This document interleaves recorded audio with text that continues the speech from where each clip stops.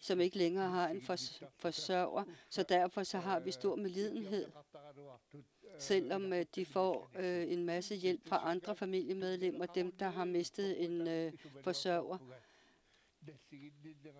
Men det er min solidaritet og min medlidenhed med børnene, der har gjort, at jeg er blevet mere rød.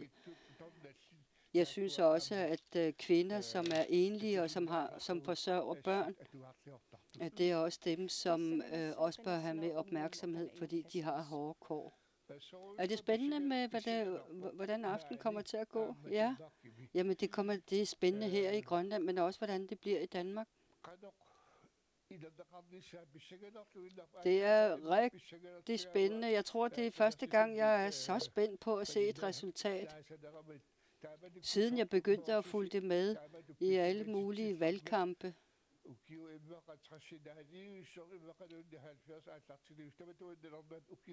Altså, det er for 60-70 år siden, jeg var så spændt sidste gang. Så det bliver spændende at se, hvem der bliver valgt ind, og hvad de har tænkt sig at gøre. Tusind tak for, at jeg kunne interviewe jer, så vi skal tilbage til studiet i Nuuk. Tak til Nina Vivi. Altså, når vi ved, hvem der bliver valgt til Folketinget, hvad skal der så ske derefter? Sara Olsvig. Jamen først, så skal de jo finde ud af, hvem og hvordan og hvorledes, hvem der skal samarbejde omkring hvilke ting. Og spørgsmålet er, om vi også skal have en nordatlantisk gruppe igen, som vi havde tidligere. Man havde tidligere et fælles kontor. Det er for 10-15 år siden. Og hver gang, da nordatlantisk samarbejde var i gang, jamen så, når der havde været nyvalg, jamen så kommer man fysisk ind på kontoret, selvfølgelig på nordatlantisk fælles administrationskontor, dengang det eksisterede. Og så fortæller de, hvordan og hvorledes, hvad man skal hive fat i først. Men altså, selvfølgelig kan det være overvældende, når man først lige er blevet valgt første gang. Fordi desværre så nedlagde man nordatlantiske fælleskontor, dengang jeg blev folkevalgt til Folketinget. Så på den måde, så var der ikke noget modtagerapparat som sådan, og jeg blev nødt til at etablere det administrative fra bunden af. Og dengang, der var der en masse udfordringer i forhold til, hvordan og hvorledes, hvem der skulle arbejde på kontoret, og samtidig med, at vi også havde forhandlinger med, hvordan og hvorledes vi skulle være støtteparti til regeringen. Vi skal til Sydgrønland, og det er til Nanortalik. Vi skal 38% har deltaget i valget. Siumut er størst, 241 stemmer.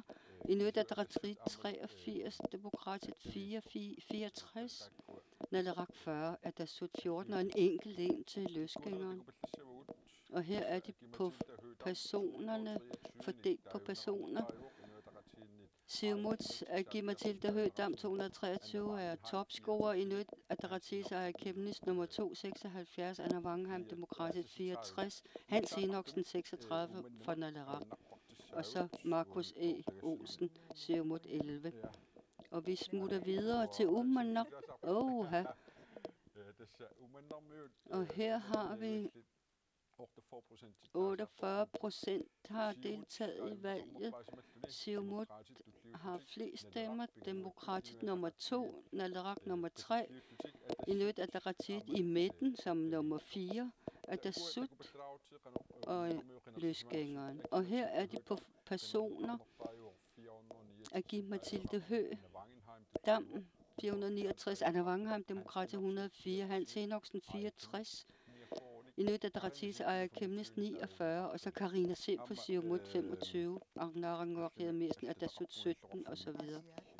Nu skal vi til Asiat. Her er Asiat. Og der ser det ud til, at Inuit Ataqatigiit er blevet nummer 2. måtte vige pladsen til Siumutterne med 362 stemmer, og Inuit Ataqatigiit 296, Naleraq 147 stemmer. Altså, det er jo traditionelt en Inuit Ataqatigiit højborg, vi har i Aasiaat, men nu er det altså Siumut, der har de fleste, og her kan vi se, det er Siumutteren Agi-Matilda Høegh-Dam, der har scoret høje stemmer. Hvad er grunden til, at man i Aasiaat har stemt på Siumutteren frem for Inuit Ataqatigiit? Altså, Lars Emil Johansen, Inuit Ataqatigiit blev jo etableret og stiftet i Aasiaat og har altid haft en høj position, og det har været en Inuit Ataqatigiit højborg. Men der har selvfølgelig været lidt rykninger, hvor man har byttet fra valg til valg. Altså det der med, at nu er det grønlandske sprog jo også blevet en del af valgkampen, et emne, man snakker meget om. Lige så vel som Hans Enoksen for eksempel ikke vil tale dansk, og så har vi også en kandidat fra Inuit Ataqatigiit, som ikke taler grønlandsk. Og derfor så kan det jo godt være, at man ligesom har vendt holdningen i forhold til, at man ikke holder sig tilbage for at pege på en, der kun er grønlandstalende. Altså hvis det er, at vi skal stille krav, for eksempel at man kun skal tale dansk i Folketinget og kun grønlandsk i Inatsisartut. Hvis det var det, man skulle tage hensyn til, så med hensyn til sproget. Aaja-Chemnitz førte jo kun sin valgkamp på det danske sprog, og det kunne være noget, som måske folk i Aasiaat ikke var særlig glade for. Nu skal vi til Qaqortoq. 48% har deltaget i valget. Og så ser vi igen det billede, at Siumut har scoret flest 471, Inuit Ataqatigiit nummer 2, Demokratiet nummer 3 og Naleraq nummer 4. Og her er de på personer. Agi-Matilda Høegh-Dam 433. Og det er flere gange, vi ser, at Agi-Matilda Høegh får den største score. Anna Wangheim er nummer 2, Aaja-Chemnitz nummer 3, Hans Enoksen.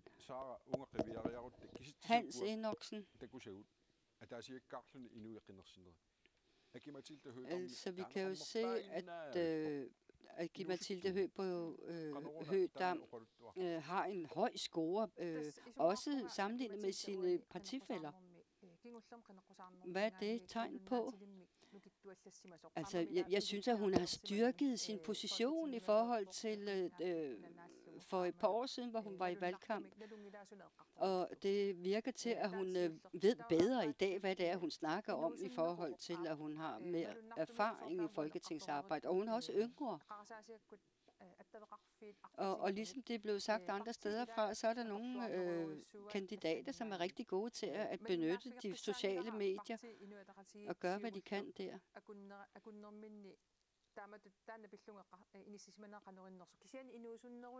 Men altså med hensyn til, at Agi-Matilda Høegh er den yngre, og at hun så kunne tækkes vælgerne på en anden måde måske.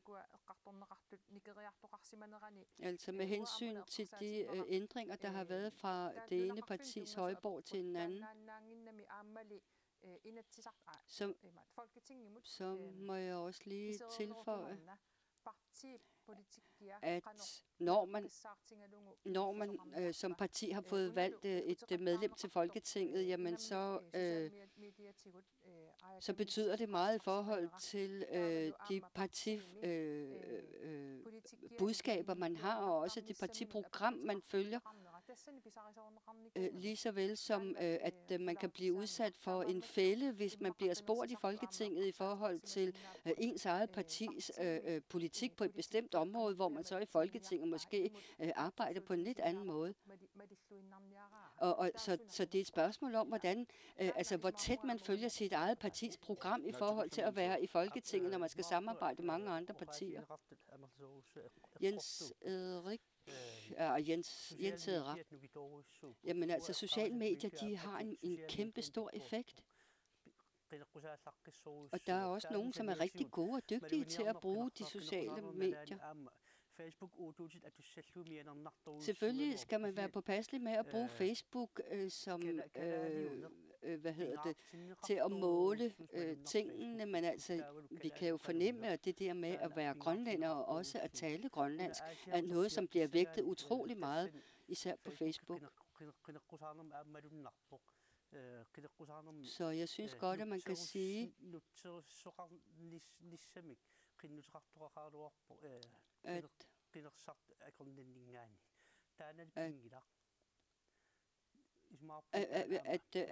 at der måske har været nogle ønsker fra nogle vælgeres side om at få nogle tolkning på. Men nu skal vi en tur ned til Siumut.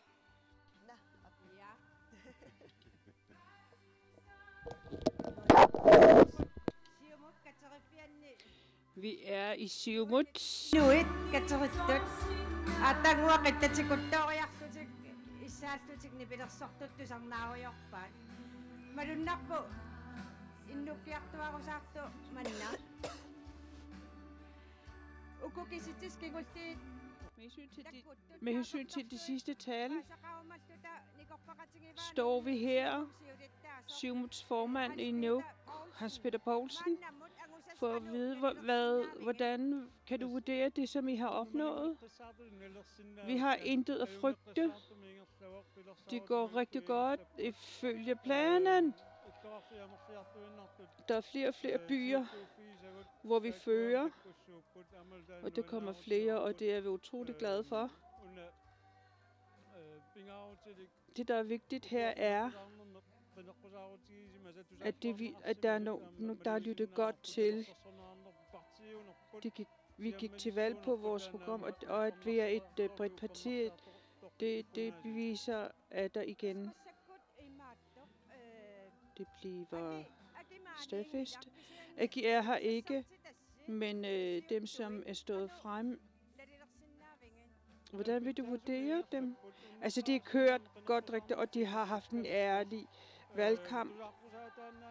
Og de har ikke bare snakket for at tale, men de har også haft noget håndgribeligt. Og der er også nye. Og så der er både de erfarne og de nye, og de har givet effekt. Og selvom det ikke kommer ind, og så håber jeg, at de også vil stille op til kommunalvalg eller Inatsisartut. Hvornår tror du, at Gitte kommer frem? Jeg ved det ikke. Hun har hele dagen kørt på den måde udenfor og ført valgkamp. Så det er ikke underligt, at de skal varme sig og så spiser og få en hyggelig aften. Men vi forventer absolut, at hun kommer herind. Således har vi fået Siumut Nuuks formand vurderet. Siumut bliver mere og mere glade, og der bliver nøje fuldt på tallene. Og folk de drysser sådan lige så stille ind. Det er utvivlsomt, at dem, der har, når det er kommet frem, at vi kommer igen, og vi skifter til studiet nu. Vi skal blive ved med at høre lidt musik. Vi har også musikere. Hvad skal de spille?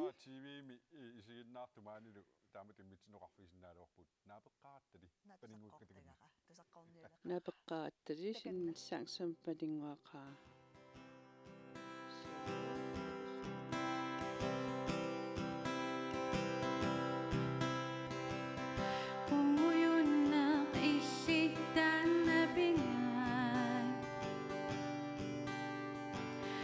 Sutisianin wenang napa Ekusannidu sunni napa Illi qumuyun nari idu maqtu simava asen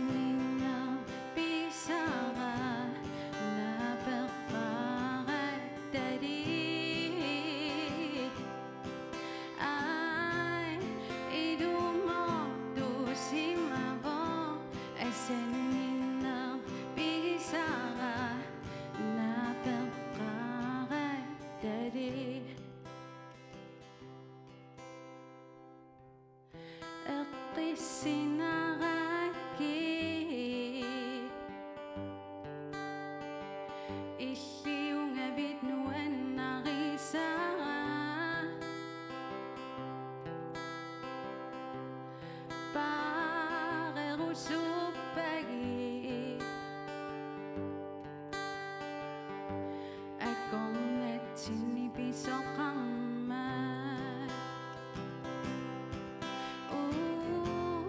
idumoktu simavong aseninang pigisara na perparat dari ay idumoktu simavong aseninang pigisara na perparat dari Punguyun na isitan na bingat Tunisut sisiyan ninuan ng napa Tekusan niru sunni na pa Isit punguyun na rin idumoktu simavong aseninang pigisara na berkarat dari ay idumoktu simavong aseninang pigisara na berkarat dari ay idumoktu simavong aseninang pigisara na berkarat dari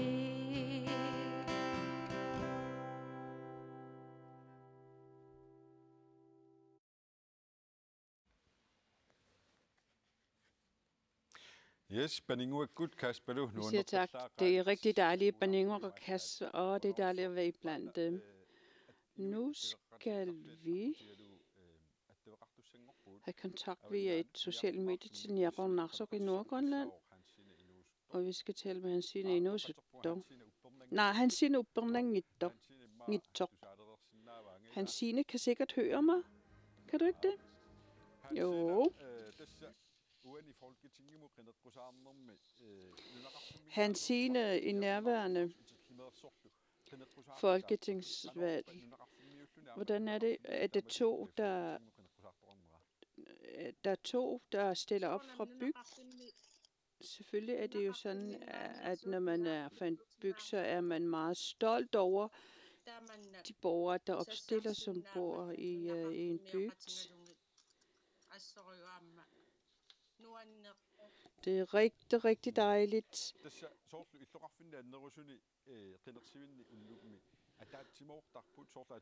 Man er sammen. Partierne er samlet til om aftenen.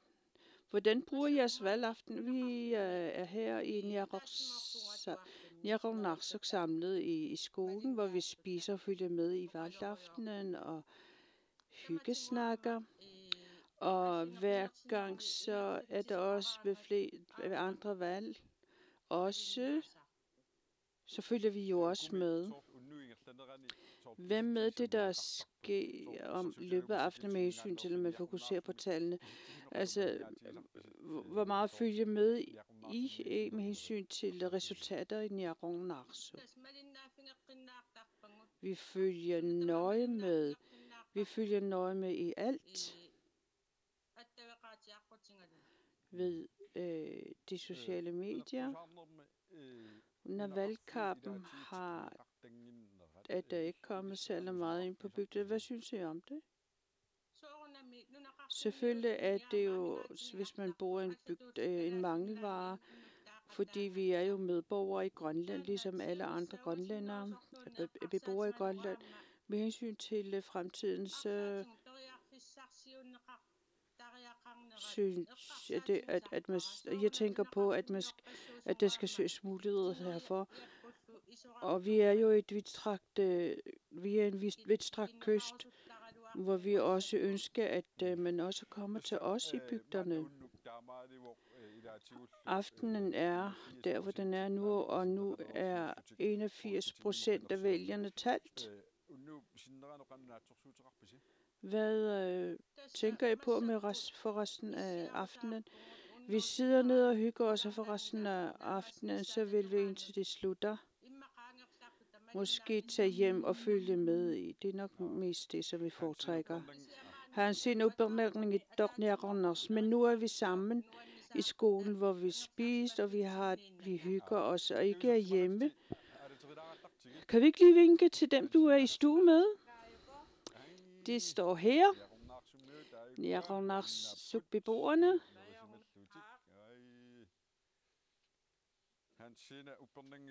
Han siger uppernang i tog fra Njeronders, så tak fordi du kan deltage fra Njeronders. Og have en fortsat god aften, og tusind tak til jer, fordi I har kontaktet os.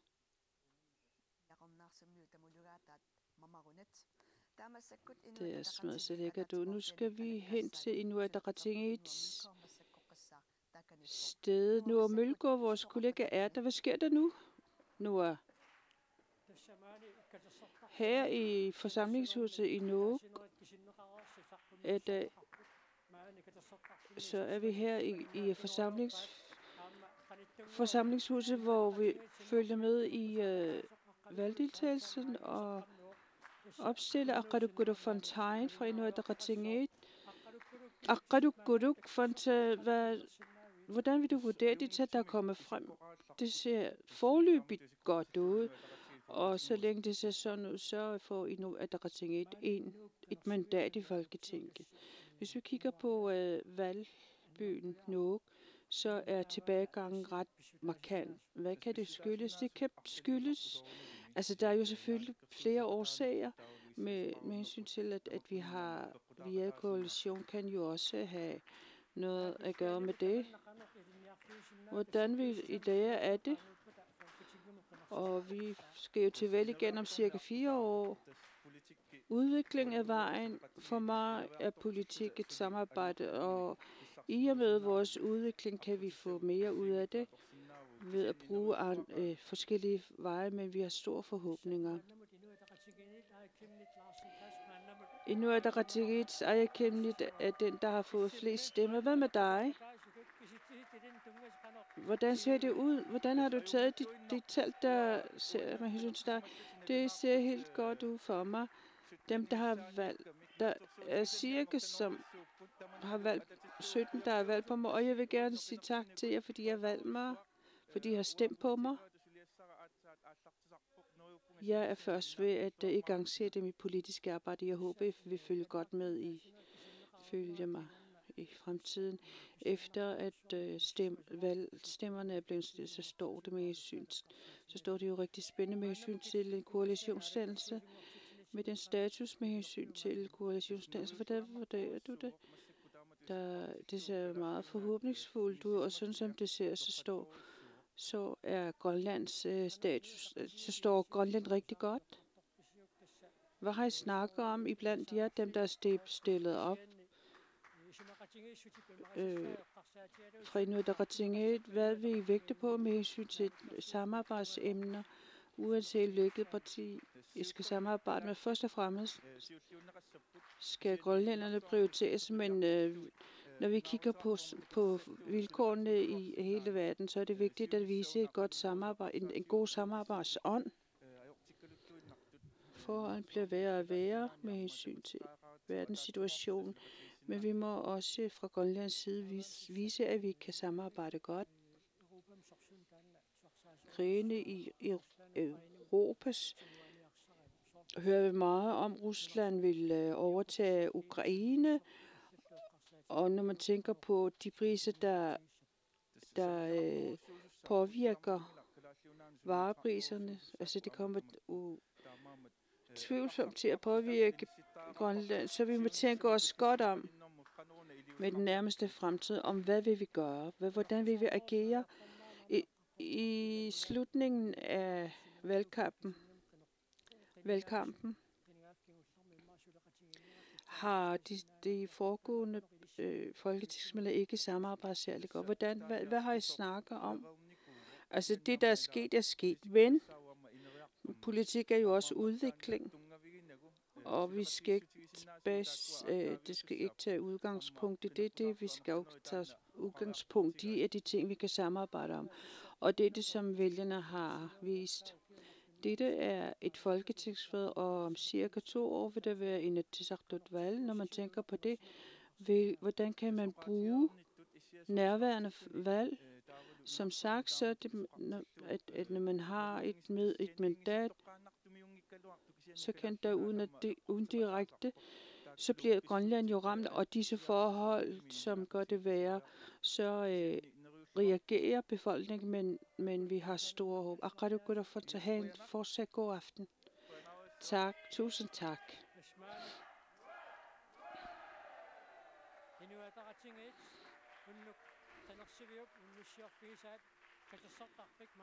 Vi er i Inuit Ataqatigiis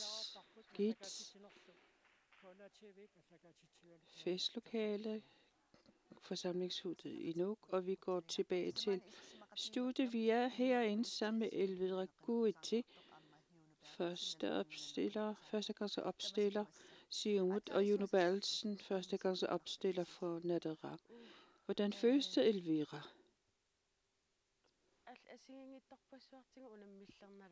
Det er på mange måder udfordrende, men også hvor man har lidt svært ved at finde ud af tingene om, hvordan man gør. Jeg har ellers haft en mulighed for at være med på tv, men blev der aflyst med hensyn til trafikken i Østgrønland, så deltog ikke. Juno, jeg kan se, at du bliver bedre og bedre til grønlandsk. Hvordan er det at gå til valg sådan? Det har simpelthen bare været så fedt. Udfordrende, det er vigtigt for mig at respektere grønlandsk. Jeg vokser op i Danmark, og i mange år har jeg talt dansk. Og sådan efterhånden glemt grønlandsk. Og da jeg kom tilbage til Grønland sidste, kunne jeg mærke markant, at jeg har en sproglig barriere, og mine grænser er her. Men da jeg stod frem og stillede op, især i Nordgrønland, da jeg var til valgkamp i Nordgrønland, var det et stort gavn og glædeligt, at det er så markant, at jeg går i fremgang med hensyn til mit sprog. Det må være meget spændende at være første gang opstiller. Hvordan vil du fortælle, hvad vil du fortælle om det? Det er meget spændende, og det er, man udfordrer sig selv. Jeg er spændt nu. Ikke at have prøvet det tidligere, men fuldt med i politik, siden jeg var meget ung. Det har jeg været meget interesseret i, da jeg var meget ung. At selv komme dertil, så er forholdene anderledes, end man havde forestillet sig. Rigtig mange ting, som man ikke har været klar til. Som hvad for eksempel? For eksempel forskellige, når man tænker på, at jeg har ikke tænkt på, at vi har forskellige politiske syn. Vi har en politisk ideologi, og den er forskellig fra menneske til menneske. Det har jeg ikke været klar på. Men jeg synes også, det har været vigtigt, det som jeg synes er vigtigt, at de ting, som jeg gerne vil gå til valg på blandt befolkningen om vores samfundsmæssige identitet. Hvad har været overraskende for dig som førstegangsopstiller, Juno? Måske. Der er ikke rigtig nogen overraskelse, fordi jeg har forventet, at stille op kan være meget strengt, fordi kender jo politikere, og jeg har altid været politisk interesseret og fulgt godt med. Men selvfølgelig har jeg boet i Danmark og kommet tilbage til Grønland. Der er det politiske ting, som man skal komme ind i. Rigtig mange ting, man skal komme ind i politisk. Det har jo nok været det mest overraskende om, hvordan de forskellige informationer, som skal modtages hurtigt, som man kan bruge politisk. Det har selvfølgelig været sådan ret overraskende. tænker du på med hensyn til resultatet? Om det tal, hvordan du sagde det, hvordan reagerer du? Reagerer I? For mit vedkommende har jeg forventet det. Jeg er ikke overrasket som sådan.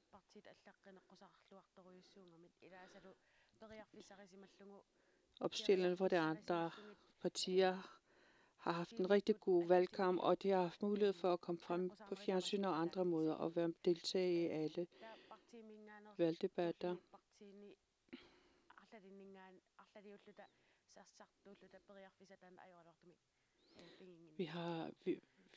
Vi flere opstillere, der ikke har haft den mulighed. Det er ikke overraskende. Resultaterne er ikke overraskende. Dem, der er kommet godt frem og har haft flere billeder, og det har flere billeder. Nu kommer vi frem til noget spændende. Lad os kigge på nogle nye tal. Vi skal til Maniitsoq. Vi kan se her på skærmen, at der 36% af stemmeberettigede har været op og stemme Siumut. Det, der har fået de fleste stemmer, det er 343 stemmer med en fremgang på 41. Inuit Ataqatigiit som nummer 2, Nadaraq som nummer 3, Demokraterne som nummer 4, er desuden nummer 93. Nu skal lad os lige kigge på, hvem der blev valgt. Maniitsoq valgkreds, Mathilda Høgh-Dam har fået 327 vælgere. Aakim Larsen, Inuit Ataqatigiit har fået 145, Hans Enoksen har fået, Nadaraq har fået 123, Anna Wangenharm, Demokraterne har fået 107, og de andre, som vi kan se, de har fået det tal. Hvis vi går videre til næste tal. Sisimiut-vælgerne. 50% af stemmeberettigede i Sisimiut har stemt. Siumut har fået flest stemmer, 866. Inuit Ataqatigiit 454, Nadaraq 392 og Demokraterne 333. Og hvis vi kigger på tallene igen, så har Aakim-Mathilda Høgh-Dam fået 771 stemmer. Inuit Ataqatigiits Aakim-Nits, som i anden pladsen med 385 stemmer. Hans Enoksen 340, Anna Wangenheim. Og de her stemmer, er de overraskende? Altså man kan se, at Inuit Ataqatigiit har fået stor tilbagegang, og man kan også se, at Aakim-Mathilda Høgh-Dam har fået stor fremgang. Og normalt har Siumut for eksempel i Sisimiut og Maniitsoq fået mange stemmer. Det er derfor ikke overraskende. De har ført en god valgkamp, altså kandidaterne. Og der har været lidt stridigheder mellem kandidaterne, og det kan måske have noget betydning. Det der kan have en betydning. Og Aakim-Mathilda har været god til at føre valgkampen gennem de sociale medier. Og hun har noget erfaring fra Nagusa, for eksempel. Så hvis vi kigger på tallene, så altså man har de optalte stemmer er indtil videre 94%. Kan vi sige, at Aakim-Mathilda Høgh-Dam er sikret en plads? Vi kigger lige på, om Aakim-Mathilda Høgh-Dam er kommet. Ja. Lige nu er Siumut samlet i Inussivik. Jeg står her sammen med Aakim-Mathilda Høgh-Dam. Agi, tillykke. Hvordan føles det? Glæde og stolthed og meget, men alligevel meget rolig, fordi jeg ved, at ærlighed og er noget, der bliver vægtet blandt vælgerne. Og man kan mærke, at du har fået en del erfaring nu. Jamen, jeg har været meget stemt første gang, dengang, fordi jeg ikke vidste,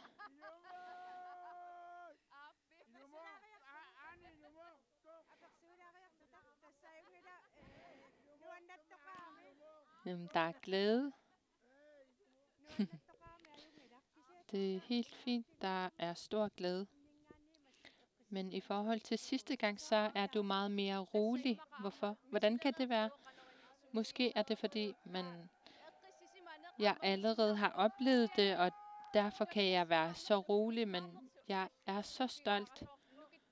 Og det giver mig en hel masse styrke til at arbejde fremover. Og du fik en stor velkomst, da du kom ind.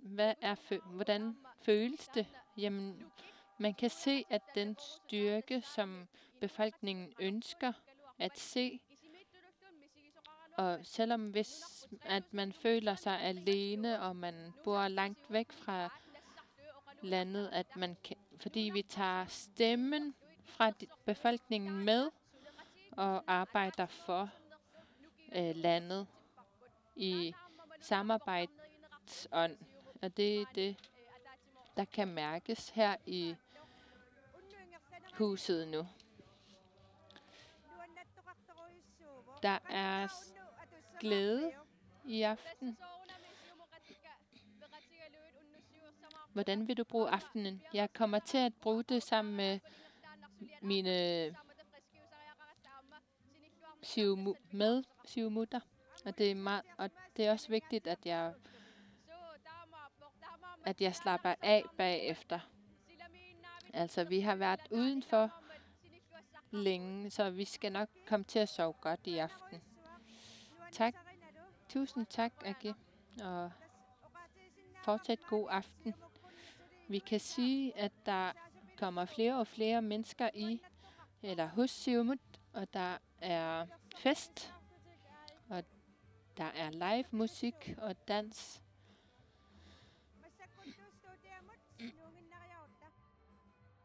Så er vi tilbage i studiet. Vi siger tak til Bigge. Hvis vi kommer tilbage til resultaterne, som det ser ud nu, så kan vi se, at Aki-Matilda har fået mange flere stemmer end sidste. Altså foreløbige resultater viser, at Aki-Matilda har fået stor fremgang og tilbagegang hos Inuit Ataqatigiit. Og de seneste 3 år har de her folketingsmedlemmer, altså det ser ud som om, at de 2 tidligere medlemmer kommer til at blive valgt igen. Og der er stor tale om den manglende samarbejde, der har været indtil nu. Hvad er det? Og Aki fortæller, at arbejdet kommer til at starte igen i morgen allerede. Altså, der skal forhandlingerne er ikke på plads endnu, og derfor kan man ikke sige, at noget er sikret endnu. Og selvom de socialdemokrater har et flertal, hvis ikke Nordatlant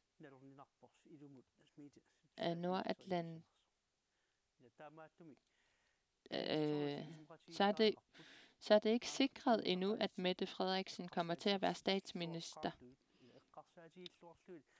Så er det noget, der skal planlægges nøje, og altså i forhold til forhandlingsaftalerne. Og den her samarbejde har været på tale. Hvis de to medlemmer fortsætter, hvad er det så, der skal forbedres? Det vil selvfølgelig være flottest, hvis man sagde, at hvis samarbejdsaftalen kan være på plads, så vil der være styrke i det. Men altså, der er også et udsagn, som jeg ikke er enig i, at når man kommer ind i Folketinget, så er man partiløs. Det er ikke rigtigt. At man stiller op på vegne af ens parti. Og det er derfor, partierne skal hele tiden vurdere, hvem er det, vi skal samarbejde med, og hvem er det, vi skal binde os til, og hvad er det, vi kan opnå, eller hvordan kan vi skabe resultater. Og der er ikke en procedure for det, der er skrevet, men man kan se, at de her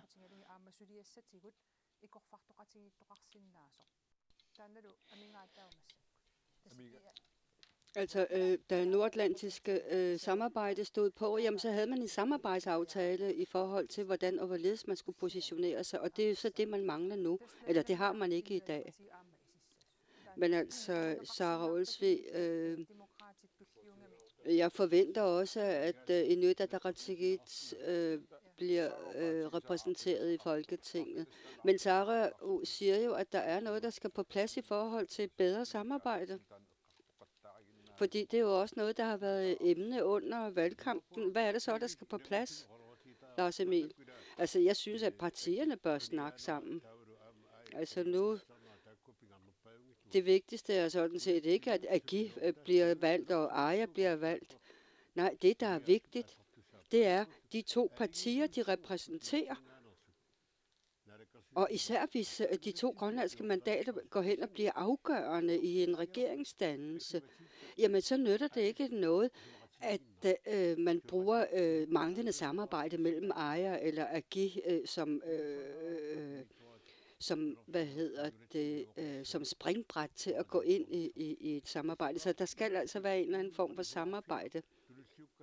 Altså, man bliver nødt til at træde lidt tilbage i forhold til sine egne personlige ambitioner, og så prioritere det, som er det, som Grønland skal opnå, og som de to folketingsmedlemmer bør være enige om. Nu har vi de to store partier, som også er koalition i Naalakkersuisut, og derfor så bør de to store partier også føle, at det er så vigtigt, at de bør klæde deres mandater ordentligt på.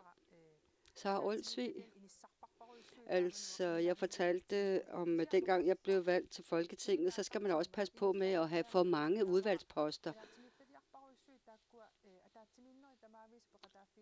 Fordi man kan også altså gabe for højt, sådan så man overhovedet ikke kan følge med, og især ikke følge med i de forskellige møder, der skal være i alle de udvalg. Så det er også noget, man skal overveje.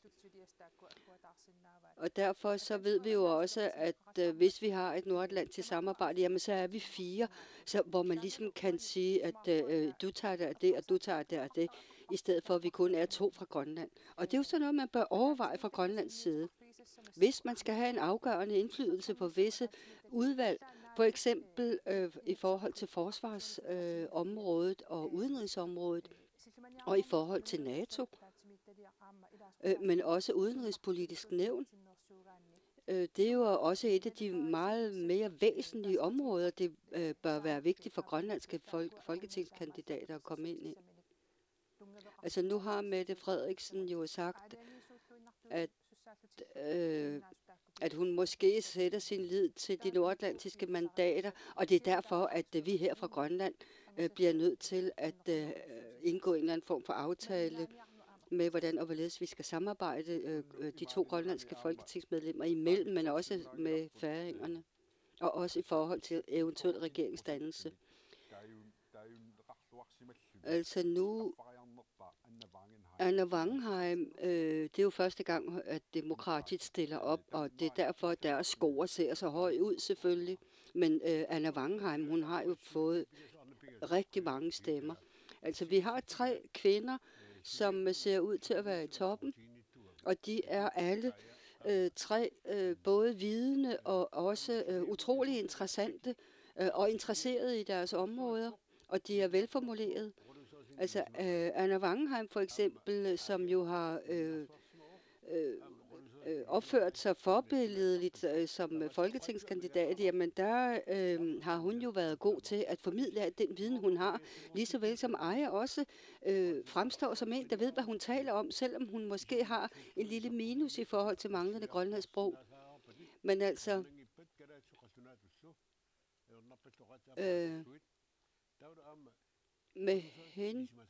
med hensyn til de ting, man skal snakke om og forholde sig til, så bliver man nødt til at kende noget til det, før man går ud og snakker om det. Så det handler om, hvordan og hvorledes man ligesom kan gradbøje sin måde at gøre tingene på, så man kan tækkes vælgerne. Men altså, som vi kan se det i dag, der kan vi jo se, at det at være ung, det at være veluddannet og velformuleret, det er noget, der tager kejler hos vælgerne.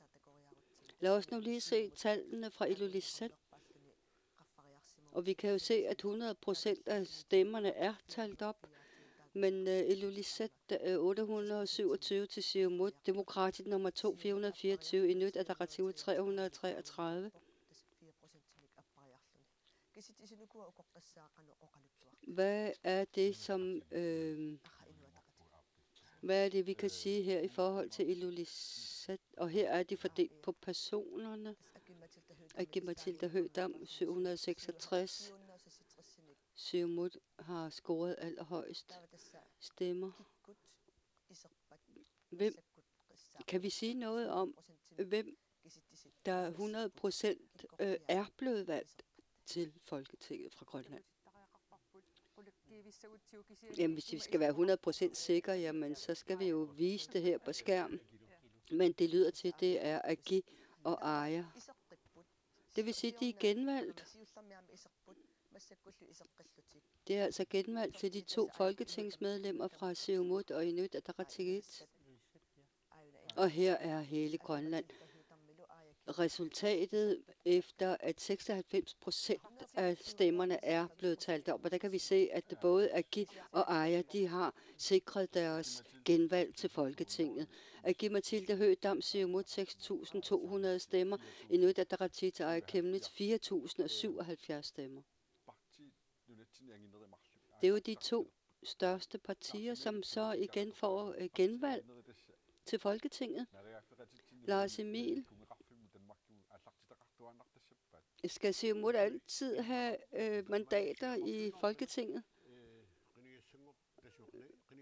Det tror jeg. Altså, vi har jo ifølge grundloven plads til 2 i Folketinget. Men altså, selvfølgelig kan man også samarbejde med forskellige partier, hvis det er, at de andre partier rotter sig sammen over for de 2 store. Men altså, jeg synes ikke, der er noget at undre sig over, at de 2 største partier får genvalgt deres kandidater. Altså, hvis det var, at vi skulle se noget overraskende, så skulle det jo være, at Anna Wangenheim for eksempel blev valgt ind på bekostning af Aya Kemnitz eller Agi-Matilda Høgh-Dam. Men det er jo så ikke det, der er sket, altså. Nogle af de yngre, de er jo altså meget fremme i skoene og fylder meget på de sociale medier, og det gør Anna Wangenheim også. Jeg mener, de 3 kvinder viser, hvordan og hvorledes man skal gøre for at blive valgt til Folketinget, eller for at få en tilfredsstillende valgkamp. Jamen, hvad er det så, de skal, de folketingsmedlemmer? Altså, de 2 kvinder, de bør tale sammen, uanset om de kan lide det eller ej. De bliver nødt til at mødes og snakke sammen om, hvad der er, de kan gøre for Grønlands bedste. Altså, vi har jo ikke sikret noget som helst i forhold til, om Mette Frederiksen vil kigge over til den blå fløj. Altså, det kan jo godt være, at Lars Løkke er i vælten nu med Mette Frederiksen. Det ved vi jo ikke. Og så kommer det ikke til at være en afgørende rolle for de nordatlantiske mandater. Så det er kun gætterier, men det vi forventer, at hvis det er, at Mette Frederiksen ikke kan opnå noget i forhold til Lars Løkke, jamen så vil de måske hælde til de nordatlantiske mandater. Altså med hensyn til de to genvalgte folketingsmedlemmer. Hvad er det så, vælgerne har sagt fra Grønland, Jens Sæder? Jamen, jeg mener jo kan sige, at samarbejde er det vigtigste. Og jeg mener også, at den høje score, som Anna Wangenheim har her med 3.289 stemmer, også indikerer, at der bør være mere samarbejde, og jeg mener, at Anna Wangenheim har fået den høje score på bekostning af Aaja Chemnitz. Så det handler om den vilje, der er til samarbejde og række hånden frem mod hinanden. Således som Lars Emil også har sagt flere gange, at det handler om at være klar i mailet, når man går i valgkamp. Så vi ved jo godt, at hvis en valgkamp bliver lidt for teknisk, jamen så flygter vælgerne. Altså,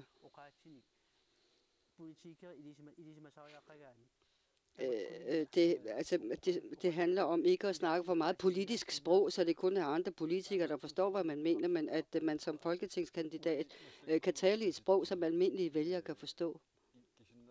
Med hensyn til tallene her, der kan vi jo se, at de stemmeberettigede i Grønland, der er der kun 45%, der har deltaget. Hvor er resten, kan man spørge Jens Sæder? Jamen, det er rigtig svært at gætte sig til. Men vi ved jo traditionsmæssigt, at folketingsvalget er det valg, som der er færrest deltagelse til, når vi sammenligner med andre valg her i Grønland. Men altså, når vi ser for eksempel, hvordan stemmedeltagelsen er i Danmark, jamen, så er der også et misforhold i forhold til, når der er valg til EU, for eksempel, og i forhold til Folketing.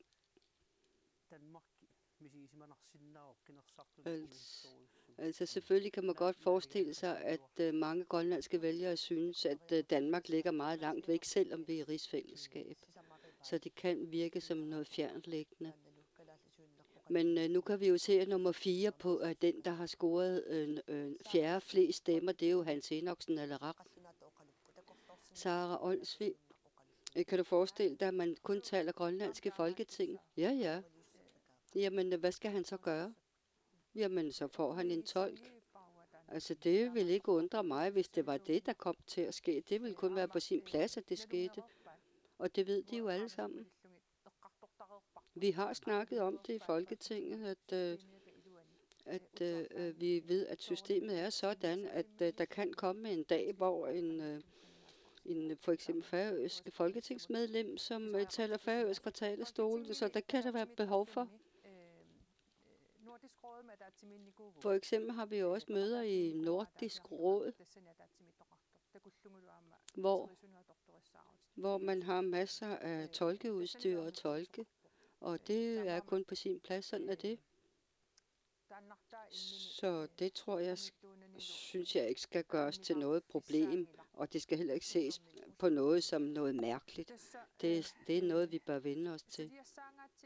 Selvfølgelig bliver det et større arbejde, hvis det var, at man fik udelukkende grønlandssproget eller grønlandstalende i Folketinget. Der er masser af ting, der skal læses, og der skal også deltages i udvalg og så videre, så det vil kræve noget af tolken og klæde folketingsmedlemmet på. Men altså, demokrati koster, og derfor så skal man jo også sikre, at der er penge til at føre demokrati for. Det er jo ikke kun Grønland, som er det eneste land i hele verden, hvor der er flere sprog. Vi kender jo så mange andre lande, for eksempel i Canada, hvor man taler flere forskellige sprog. I Finland taler man også flere officielle sprog og så videre, så der er store traditioner for at have tolkning rundt omkring i verden. Lars Emil, hvis Hans Enoksen skulle, altså det bliver han jo ikke i dag, men altså hvis nu han gjorde det, hvad så? Ja, jeg tror, det vil give en masse tanker, selvom vi er i rigsfællesskab. Og det er jo noget, der bliver brugt hist og pist alle steder. Men altså, der står jo ikke noget om, hvordan og hvorledes grønlandske folketingsmedlemmer skal opføre sig. Eller altså, vi har jo ikke tidligere oplevet, at Grønland fyldte så meget, som det gør i dag, og før i tiden, jamen så hørte de danske folketingsmedlemmer jo aldrig nogensinde nogen, der talte grønlandsk. Altså, men der gjorde jeg så det, mens jeg var medlem af Folketinget, at jeg ville citere noget på grønlandsk. Og det gjorde jeg, selvom Folketingets sekretær ikke kunne skrive ned, hvad der var, jeg skrev, fordi alt bliver skrevet ned og dikteret. Men altså, vi kan jo godt forestille os, at det er en grønlænder, der bliver valgt ind, der ikke vil tale dansk, eller en færing, der ikke taler dansk. Og så kan det jo godt være, at det danske folketing måske ikke er klar til at takle den situation, fordi de ikke har været vant til at skulle tænke i de baner tidligere. Nu vil jeg spørge jer, om der er nogle overraskelser her på den her side. Lars Emil. Altså Anna Wangheim, hun falder i mig i øjnene. Nu har vi lige snakket om, at det er de to største partier, der traditionsvist forvalgt folketingsmedlemmer. Men altså, Anna Wangheim, hun er begyndt at banke på døren. Så uanset hvor lille et parti man er, hvis man har en velformulerende og veluddannet og velvidende kandidat, jamen så kan selv små partier opnå rigtig meget. Og selv det mindste parti vil kunne opnå valg til Folketinget. Men selvfølgelig bliver det et kæmpestort arbejde. Men jeg mener sådan set at godt at kunne sige, at demokratiet og Anna Wangheim viser, at det kan lade sig gøre. Sara, er der noget, der falder dig i øjnene? Ja, Anna og Hans. De to, mener jeg, man skal, de springer mest i øjnene. Altså, nu skal vi jo se, det er partiets stemmer.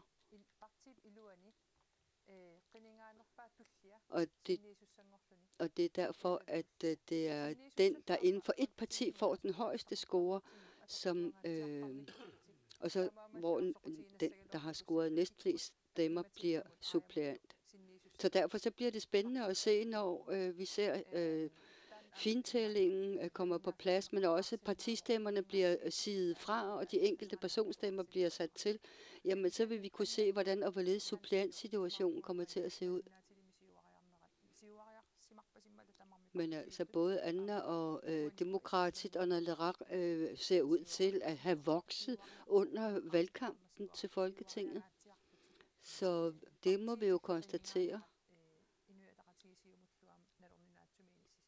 Og samtidig med, at vi også må sige, at Siumut og Inuit Ataqatigiit står meget fast. Og lad os nu lige komme en tur til det hos Inuit Ataqatigiit, Nora Mølgaard.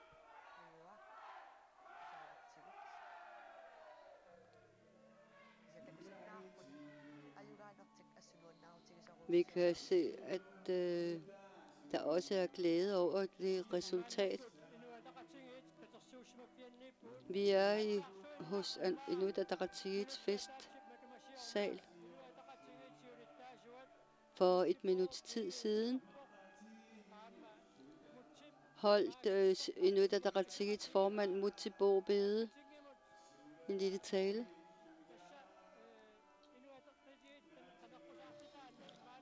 Og nu er det jo sikret, at Inuit Ataqatigiits Aaja Chemnitz har opnået genvalg.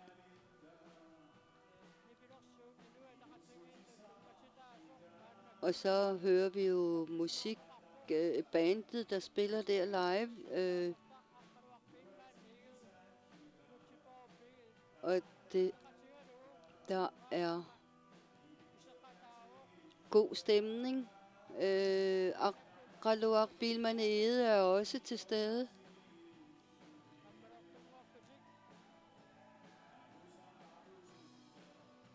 Og der danses, og den sang, der bliver spillet og sunget lige i øjeblikket, det er en Inuit Ataqatigiit sang lavet til partiet.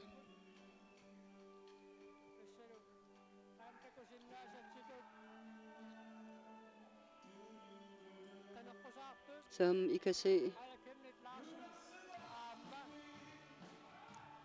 er de to, der har været i valgkamp,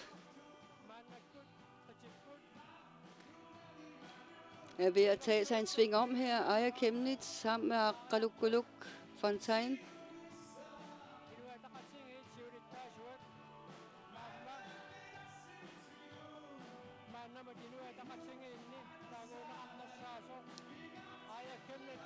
Og når vi kan komme til, så får vi lige et par ord med Aaja Chemnitz. Men hun skal jo selvfølgelig lige danse færdig.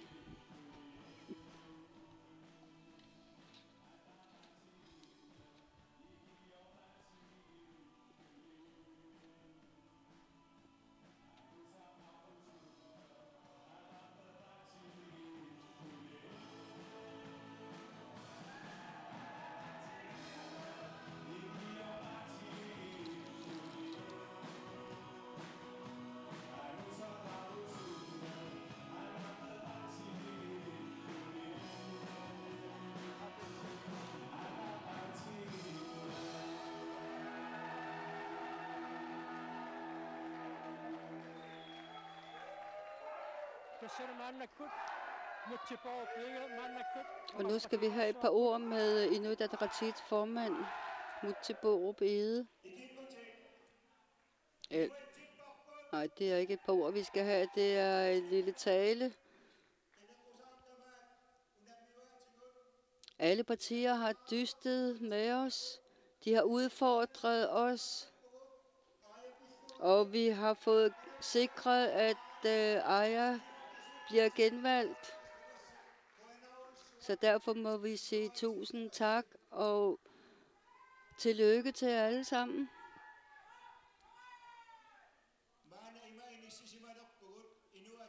Det er sådan, at vi uden at være bundet til nogle andre partier i Folketinget, der har vi i Inuit Ataqatigiit med vores folketingsmedlem fået en afgørende rolle. Og selvfølgelig skal vi indgå i forhandlinger for at opnå det allerbedste for Grønland. Og jeg mener også, at vælgerne har talt og vist deres tillid til vores folketingsmedlem. Så lad os vise, at vi kan fortsætte. Og uanset at vi bliver udfordret på ånd og sjæl og krop, jamen så kan vi modstå det og overleve det. Og på den måde så har vi styrket os selv. Og det er noget, som skal være med til at styrke den grønlandske befolkning.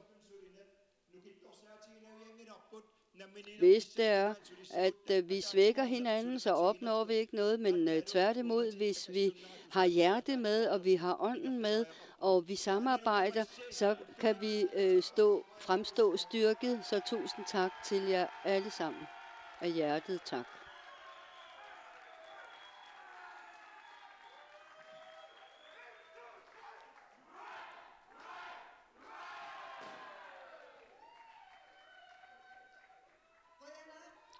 tak. Ataatsimorluta anguarput. Qujanaq. Tusind tak. Aqqalukkuluk Fontaine siullertu idinnequyassutiqarusuppunga qaangit. Så vil jeg gerne sige tak til Angnaranguaq, Amma angnaranguaq inuusuttoq tassunga quyaarusuppuga tan itulissaniippuq quyanaq.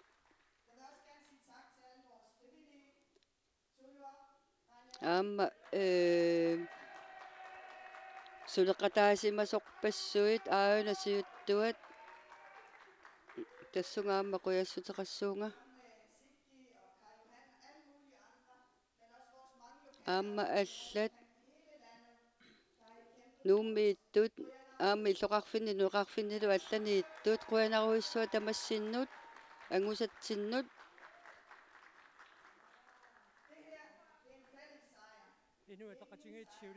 Inuit Ataqatigiit formand. I har sikret genvalg af jeres medlem. Altså, vi havde jo satset på at genvalg fra starten af, og selvom vi blev udfordret på alle ledere og kanter, jamen så kan vi jo vise, at vi kunne gennemstå det, og vi kunne overleve det, og vi fremstår her som med den ånd, hvor vi har arbejdet med den grønlandske ånd i Folketinget, og det bliver vi ved med. Nu skal vi jo se, hvordan og hvorledes vi kan få en afgørende rolle i forhold til at få noget magt. Men altså, det drejer sig om, det er, at man skal arbejde for Grønland, den grønlandske befolkning. Og derfor så skal vi jo udnytte os af den situation, vi er kommet i, hvis det er, at vi går hen og bliver afgørende i forhold til regeringsdannelse i Danmark. Det nytter ikke noget at finde områder hele tiden, der skiller os ad. Det, vi skal blive styrket på, det er det, vi kan blive stærke sammen omkring. Altså, Inuit Ataqatigiit er jo blevet overgået af Siumut her til folketingsvalget. Hvad har du at sige til det? Jamen, jeg mener, at man under valgkampen afslørede, hvor det var, at der var faldgrupper. Men altså, vi har et stykke arbejde at gøre, og selvom vi er et solidt parti, så vil vi jo stadigvæk gerne positionere os endnu stærkere og mere robust. Nu er tilbagegangen jo stor i forhold til tidligere folketingsvalg. Hvad er det, I skal ordne på? Jamen, vi har en masse ting, vi skal have ordnet på, men altså, jeg mener også, at der blandt de 15 kandidater, der var, jamen, der har tonen indimellem været hård. Og vi skal også huske på, at der selvfølgelig er en masse mennesker, som ikke har været op og afgive deres stemme. Men altså, det skal ikke få os til at stoppe op. Vi skal blive ved, og vi vil arbejde for at fremstå endnu mere styrket og robuste. I går var der folketingsvalg på Færøerne. Der var 71% deltagelse. Men altså, i Grønland var det langt fra den deltagelse. Hvad er det, der er galt? Jamen, vi har jo set, at deltagelsen til folketingsvalg er gået tilbage fra gang til gang. Men altså, det ser også ud til, at deltagelsen til valg på andre valg også er ved at være tilbagegang. Så det er derfor, vi også har et stort stykke arbejde at gøre i forhold til at få gjort folk mere parate til at deltage i de forskellige ting. Men vi har jo mange udfordringer og mange arbejdsopgaver at skulle tage os af. Og Aaja Chemnitz Larsen, lad os lige få et par ord fra dig. Tässä qinigaaqippu til Folketinget imod qanoripit ajungeqaanga tässä pingajussaat qinigaavunga Folketinget imod tässä allattaamaaliornikuungillat tässä uqalunnikuunermu issiarlulaarpunga kisiannequyamusoqaanga qinnerneri tamaas tas quyassutigaakka tas ukiussissamat matumasiorna Inuit Ataqatigiit angininngorpu partiittut Der var masser der mange der. Så når jeg rutava. Tässä allaqinekkusartu pikkunartoruussuarm mikkas nukittuumil inisissimallutik oqallorullutil pisimapput taamaattum mikket qinersinerit taamatut nalimmassaarneqarsimasut soor ipput nemlig at vi skal forebygge seksuelle overgreb herhjemme. Tässä ilaatigut uanga aamma qineqqusaarutiginikkuvara meeqqa atlornerlunneqartut tungaatiu qaneriliornerusariaqartungut kisianni tässä uqaluttuarisaanermi takusaq una nutaajuvoq taamaattum ikkapingaussaaqqiningaaqqinnini assorsuat tulluusimaarpunga Og det spændende er jo også, at vi bliver det afgørende mandat. Tässä aamma pissanganassoq aaliangiisussangortineqassanersungut Danmarkimi naalakkersuisungortittinissamut taamaattum pissangaqaagut. Vi siger tak til udsendelsen herfra fra Inuit Ataqatigiit festsal, og vi siger tak til, at vi lige kunne interviewe Inuit Ataqatigiits formand Muttiborup Egede og også de genvalgte folketingsmedlem Aaja Chemnitz. De danser de steder, hvor partierne er samlet, skal vi ikke? Jeg er lidt træt, men vi kan lytte til dem. Så stille og roligt. Beningor og Kasper skal optræde igen. Værsgo.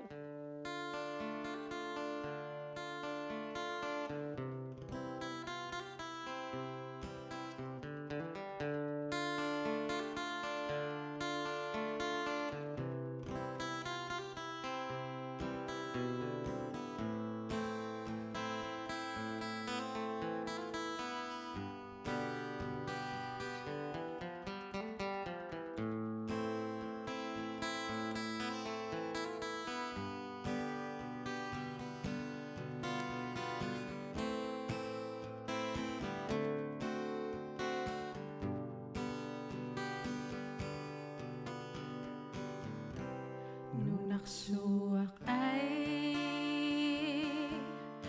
kavittuarmai ullorsuaq tarsisalerpo pingortitaa allangudermai assasaara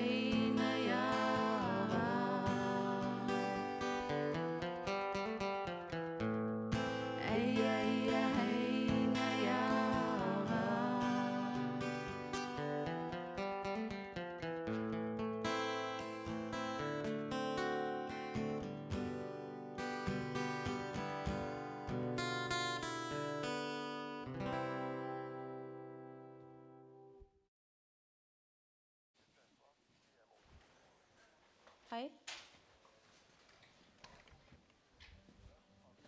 Hvor ryger jeg 23,45. Ja, det gør jeg. Det gør jeg.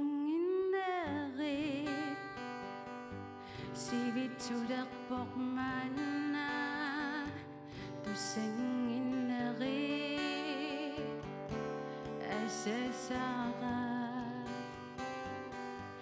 maqasillutimi alladaqpunga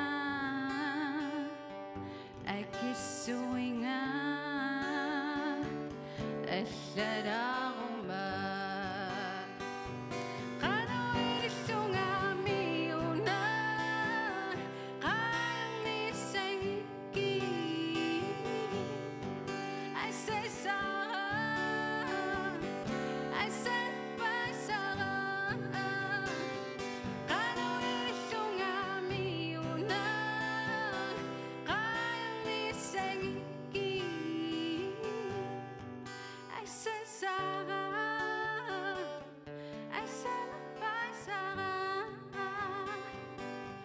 Isaqtornanga akiniarpunga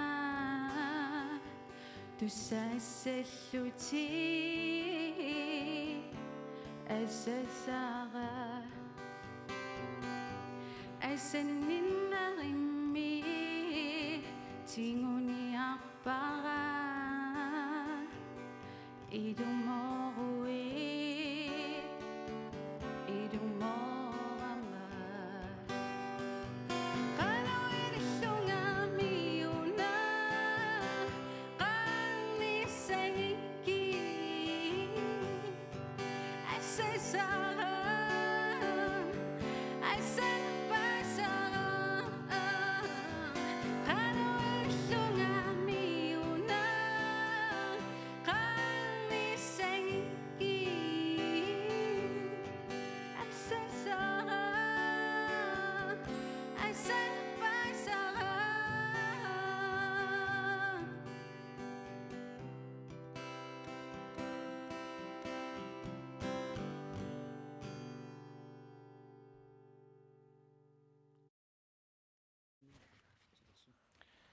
Tusind tak til Baningua og Kasper for at underholde os på den måde her i aften.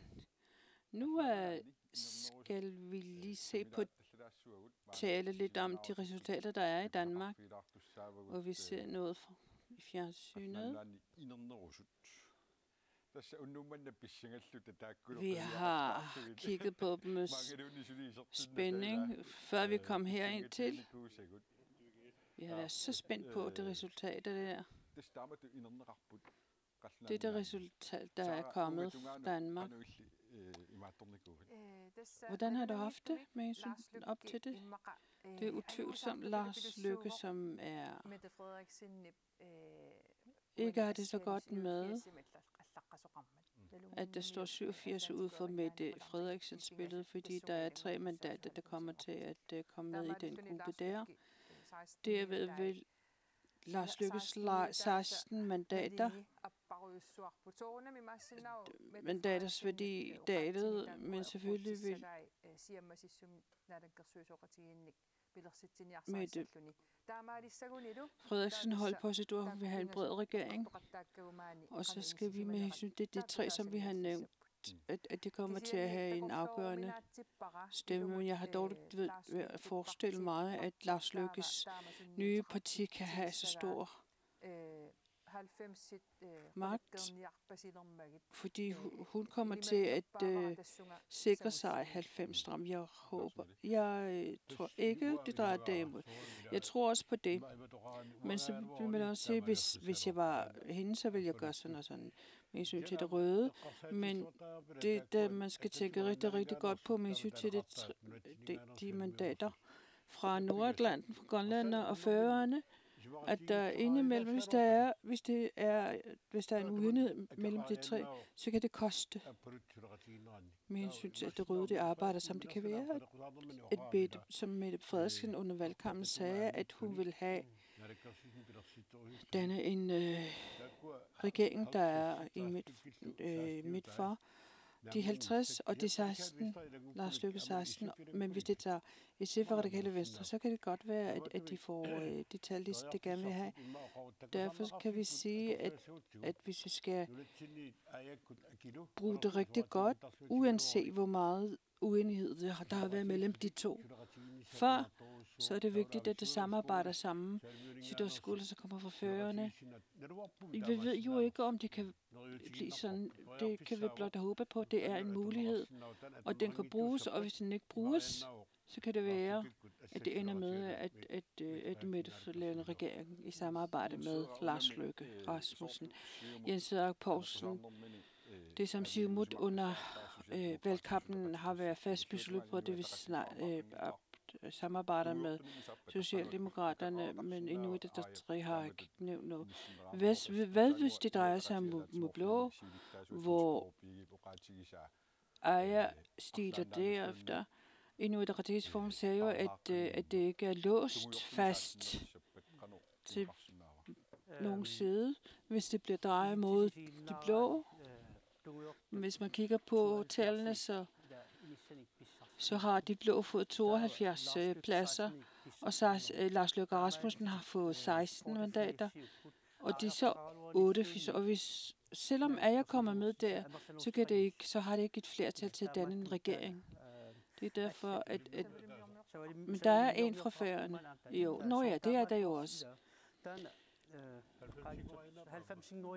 De kan godt komme op på 90, men som vi har sagt, så har Mette Frederiksen og ved vi jo ikke rigtigt, hvad Mette Frederiksen tænker eller vil gøre. Vi forventer nu, at vi nu fra en fra Grønland og en fra og en fra Færøerne kan komme op på det 90 for det røde, men som Sara Olsvig har sagt, så kan det også være, at hun har samarbejdet med Lars Løkke Rasmussen, selvom det er en lille forventning, men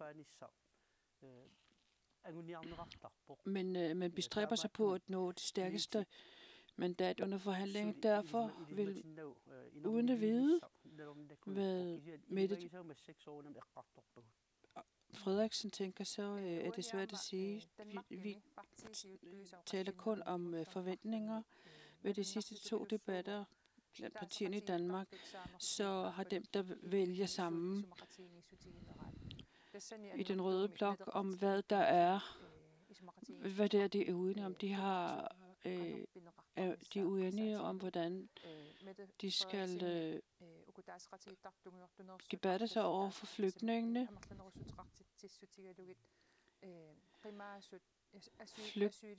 Flygtningerne og dem, der har søgt asyl.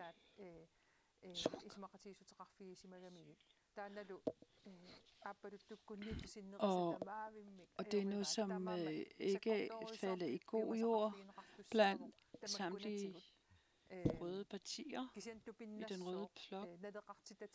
Men det vil være meget mærkeligt, hvis med hensyn til værdierne, at Socialdemokraterne har drejet sig så meget mod det blå, hvor de vender ryggen til de andre røde. Det er spændende, hvordan tallene kommer til at se ud, men som meddelt det er, at Mette Frederiksen har meldt, at Socialdemokraterne, at deres koalition er noget, som er slut, og det vil meldes til dronningen. Så skal der ifølge reglerne og processen laves en dronningerunde, og dronningen giver hende magt til at danne en regering, og så vil det så komme til det der plus og minus tal. Vi har slet ikke manglet ord, og tusind tak, fordi I har været her, så vi kan have en god dialog med jer om jeres viden. Vi har fået så meget ud af det. Så skal vi lige, inden de valgte kommer herind på besøg, så skal vi lige se en udsendelse om noget fra Qaqortoq, som vi har genbrugt fra Qaqortoq i morgen. Efter folketingsvalget vil Venstres formand Jakob Jensen og nuværende statsminister og Pape, de kæmper for at komme som jeg vil utvivlsomt pege på Mette Frederiksen. Jeg håber, hun bliver valgt igen. Jeg tænker ikke så meget på, at jeg vil stemme på Mette Frederiksen. Det danske riges eksperiment i 1951, hvor man sendte grønlandske børn, der har Mette Frederiksen officielt sagt undskyld for, og det er også det, som det folk, vi mødte, også har vægtet højt. Jeg synes, at det her, du har sagt undskyld til Grønland, noget vigtigt for Grønland og Danmarks kontakt. Og så frem vi skal videre, så skal vi have en fælles forståelse med Danmark og Grønland, og så komme videre. Hun værner om grønlænderne. Hun respekterer grønlændere, arbejder for, og det er en meget, meget, meget smukt arbejde. Det hun viser, jeg kan godt lide det, hun viser over for grønlænderne, hvor hun siger undskyld, og de opgaver, hun laver, synes jeg er rigtig godt. Ja. Søren Pape Poulsen ønsker at være statsminister, har sammenlignet Grønland som Afrika på is, og det kommer frem under valgkampen, og det er også en af de ting, som det argumenterer for de folk. Vi mødte, han har optrådt meget grimt over for Grønland. Han er ikke for grønlænderne. Vi har jo været elever under kolonitiden, og vi er født under kolonitiden. Og det, at danskere ser ned, det genkender jeg meget fra ham her, han er meget uenig. Han er så dårlig, at han ikke skal være statsminister. Han rakker ned på grønlændere. Og Jensen, ham kan jeg godt være lidt enig i, men de to der. Men jeg kan ikke være enig i, at de gerne vil samarbejde. Derfor har dem, vi mødte på gaden, vente på, hvem der bliver statsminister efter valget. Jeg er selvfølgelig spændt på, hvem der bliver statsminister. Det skal også være en, der har en berøring med Grønland, der har en kontakt til Grønland. Der er rigtig mange, som endnu ikke har bestemt på hvem det vil vælge på, og det vil helt til enden bestemme om, hvem det vil vælge, hvem vælgerne vil vælge.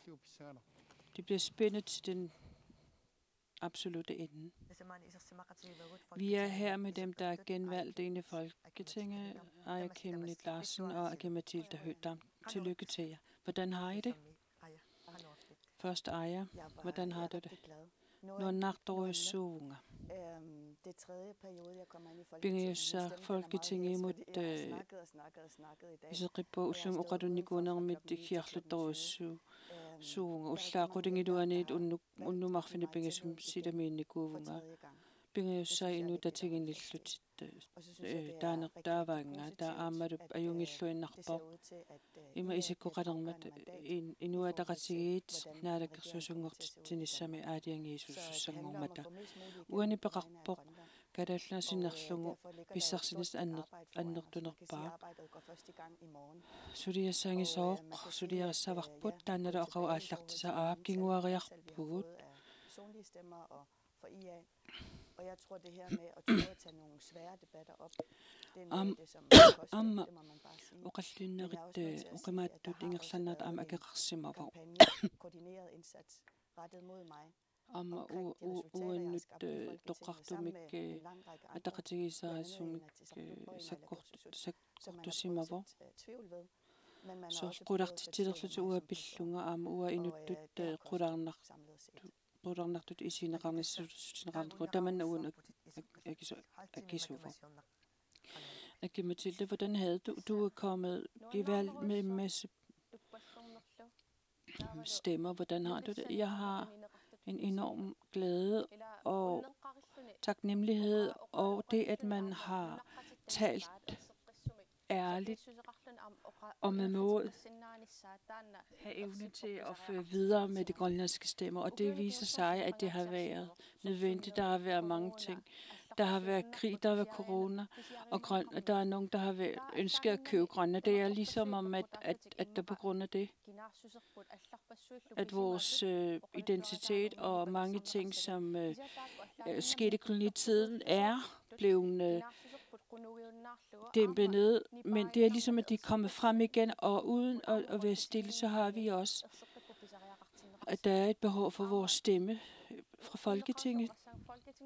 Jeg var meget ærlig at sige, at det kan være ensomt at være i Folketinget, og bliver spurgt nogle gange, føler du dig ikke ensom blandt mange grønlændere, danskere, at du er den eneste, der kommer med det? Men jo, det kan være ensomt, men så kommer jeg i tanker om alle de grønlændere, jeg har talt med. Og det er det, jeg har sagt med den baggrund. Det er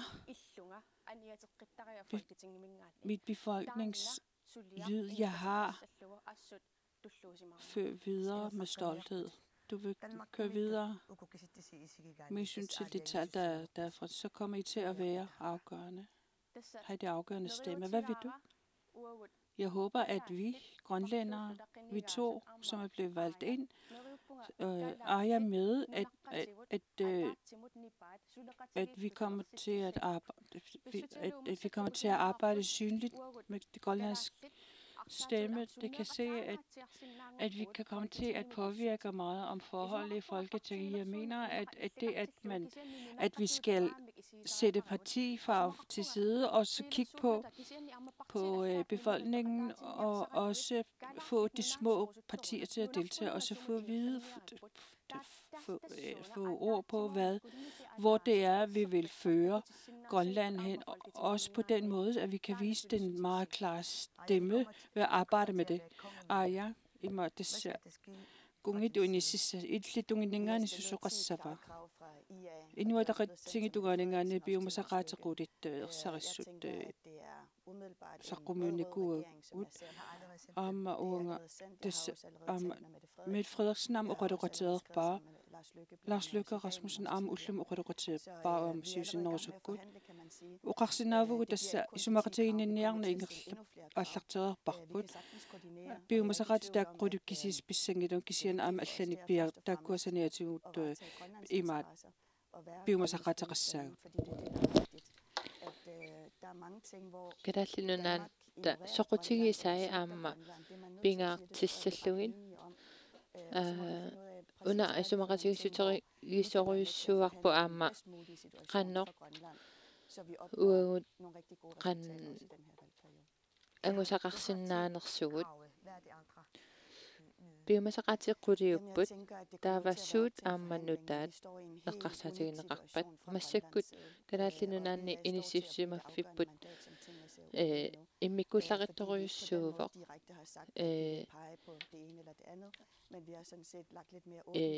soqutiginertoriussarma inissippoq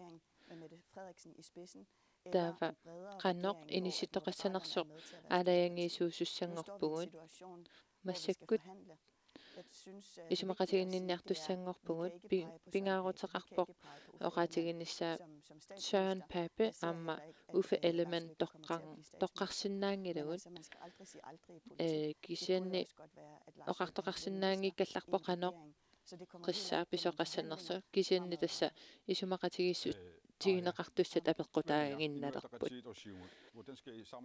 Inuit ataqatigissiumullu qanoq suleqatigikkumarpisi immaqa eqqartorneqarsinnaasut aqagu oqaloqatigi nissarpup pingaaruteqarpo aqagu aamma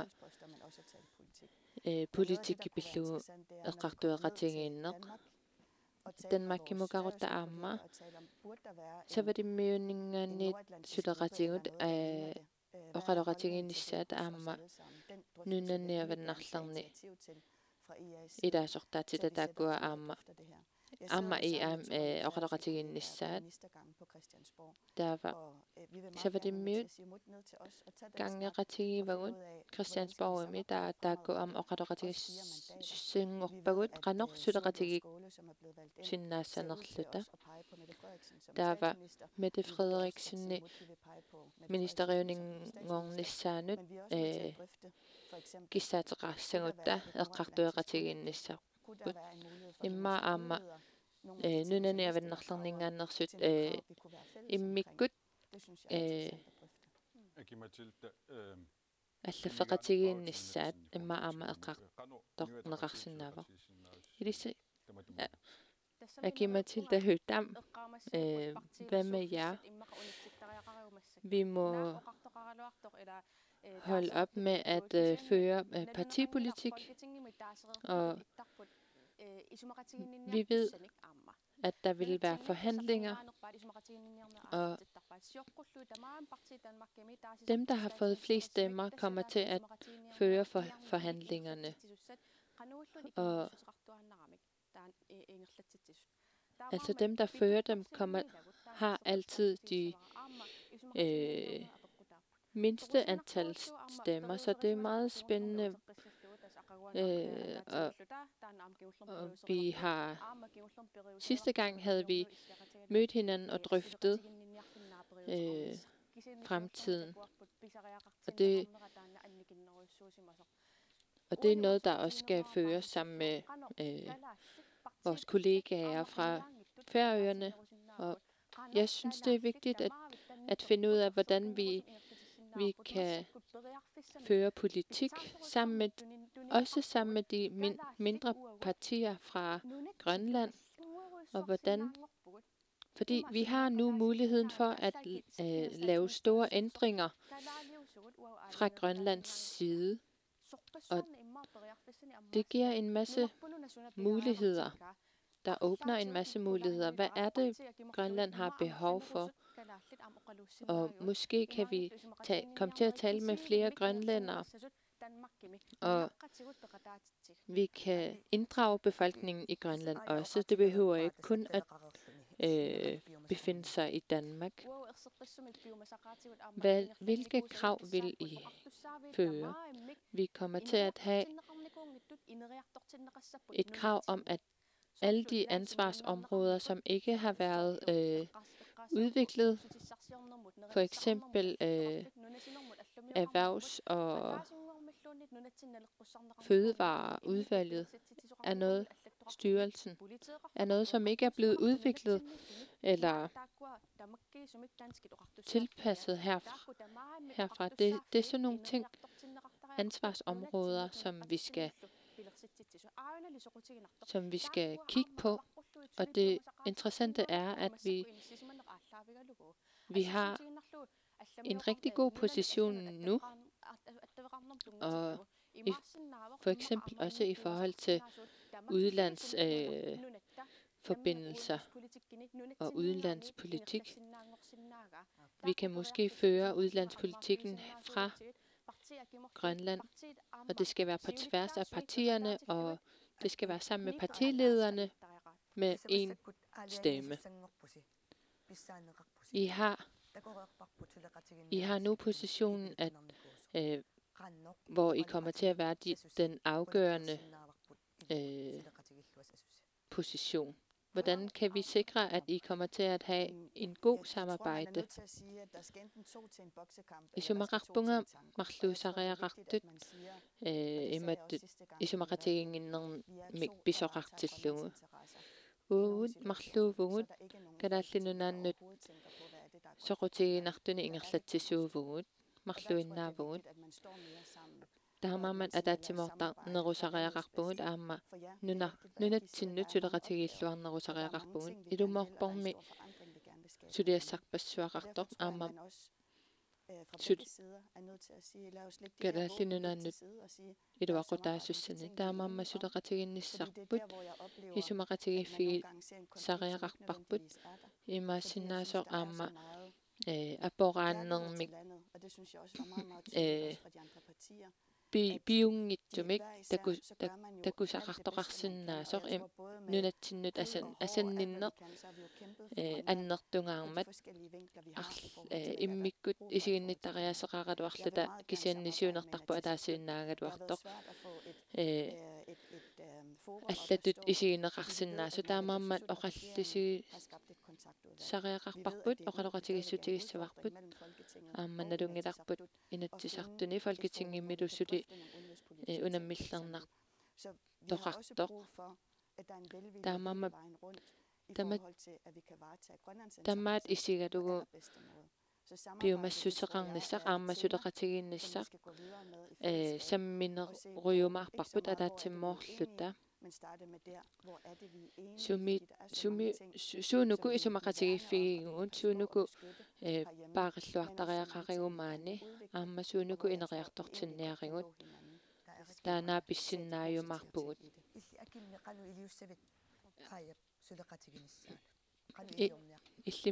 hvad med dig, Aki Mathilda? Hvad vil du helt konkret gøre?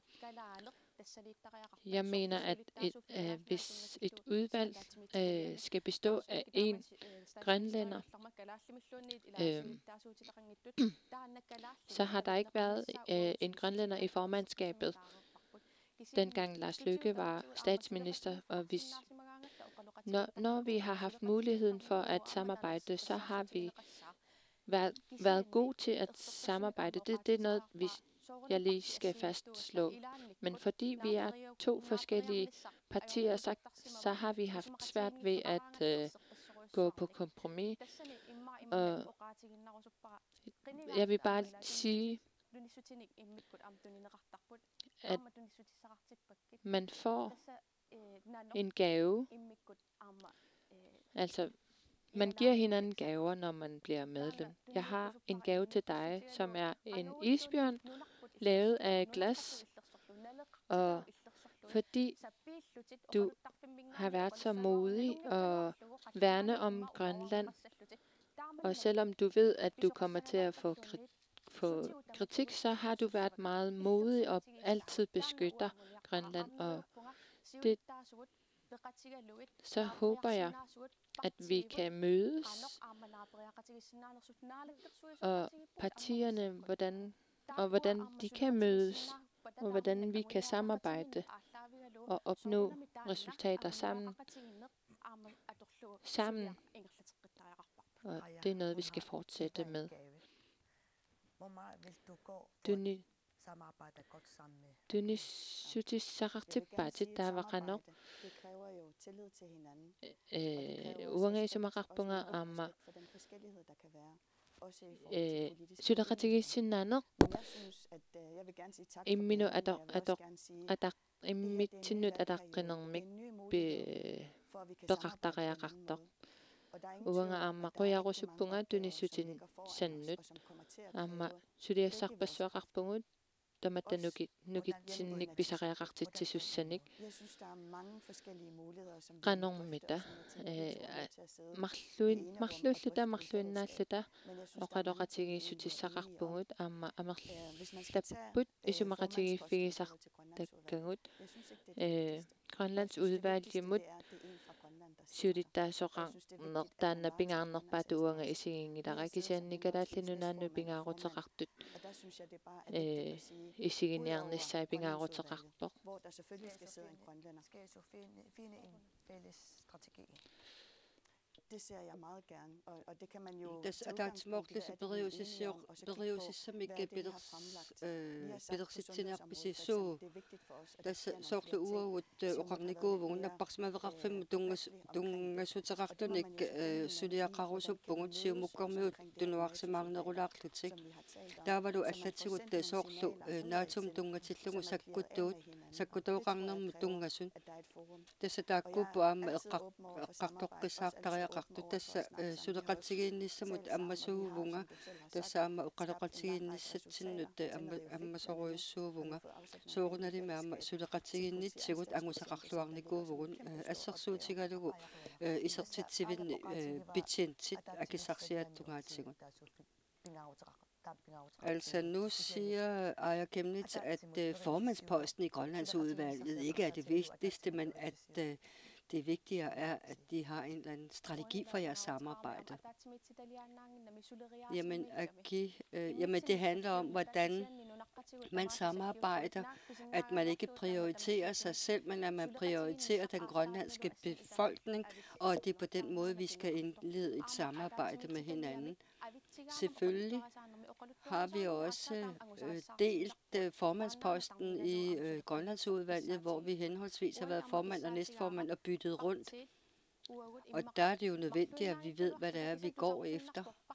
Men altså, jeg mener ikke, at det jeg synes, der er interessant, det er, at det ikke kun IA's politik, der er interessant at høre, eller Siumuts politik, der er interessant at høre, men også, at vi prøver at indlemme nogle af de andre små partier, som ikke har fået opnået valg til Folketinget, og få deres stemme fremført i Folketinget. Hvornår rejser I? Jeg har en billet til på torsdag. Der synes jeg mange op på uger og alle sunger. Og dig, Agi, det er i overmorgen. Og tillykke til jer begge to. Vores Grønlands repræsentanter, fornemste repræsentanter i Folketinget. Og det har jo været spændende i aften, og selvfølgelig vil vi ønske jer begge to tillykke med jeres flotte genvalg. Og ønsker jer et godt samarbejde og en god arbejdslyst. Det blev ikke så sent, som det plejer at være, men vi skal til at slutte denne her aften af. Og vi vil sige tak til seerne og tak til lytterne. Og også tak til alle, der har været i studiet, og dem, der har været bag ved studiet og uden for studierne. Og således har vi fulgt valgaften til Folketinget. Og hvis man ønsker at læse mere om, hvordan og hvorledes valget er gået, så kan man slå op på KNR's hjemmeside. Rigtig god aften, og sov godt, når I når dertil.